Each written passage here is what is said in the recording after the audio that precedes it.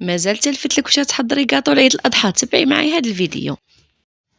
جبت لكم صابلي الصنيوه اللي توجديه على ضربه واحده بمكونات سهله في الساعه يوجد معاك. تبعوا معايا.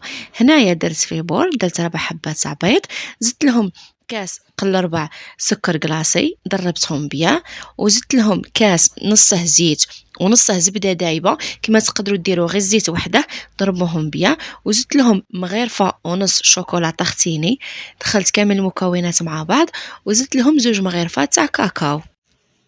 توجور نحركو حتى يتجانسوا لنا المكونات مع بعض. بالنسبه للفرينه، فرينه درت 2 كيسان ونص، كما نتوما تقدروا ديروا اكثر ولا اقل، يعني على حساب العجينه شحال تشرب لكم، وواحده خماره ونص تاع كاطو. ولا بات نتاعكم ما تقصحوها، شوفوا كيش تجي، غادي في الاول ديجا تجيكم شويه طريه، خليوها طريه واحد 10 دقائق، غادي تزيد تكبد روحها. بعد جيب بلا اللي يدخل للفور، ستفت فيه هذيك العجينه تاعي وسرحتها كما راكم تشوفوا، عاونت بهذاك البابي كوسو من الفوق والحلال باش السطح تاعها يجي ناليس، ودحيتها في الفور طيب.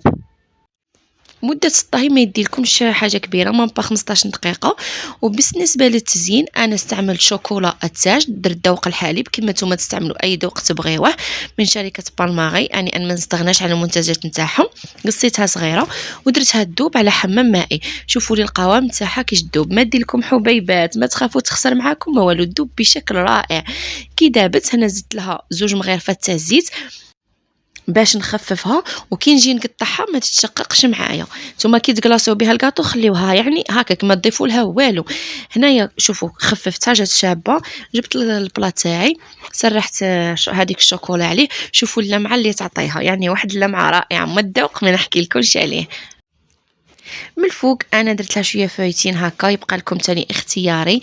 من بعد نخليوها تقبض روحها، من تقبض روحها نقصوها، تقص معاكم بسهوله، كاع ما تخافوش منها، يعني روعه، ما تعذبكم ما والو. وهذا الكاطو يجي بزاف بزاف بزاف بنين، وطبعا على وقفه كاع ماش غادي تندموا. شوفوا غادي نقسم معكم حبه باش تشوفوا كيفاش يجي لداخل، وكنت تشوفوا في الاطراف تاع الصني ديجا. انا ما راني عاد نصور لكم الفيديو، ولادي راهم داو منه وكلاو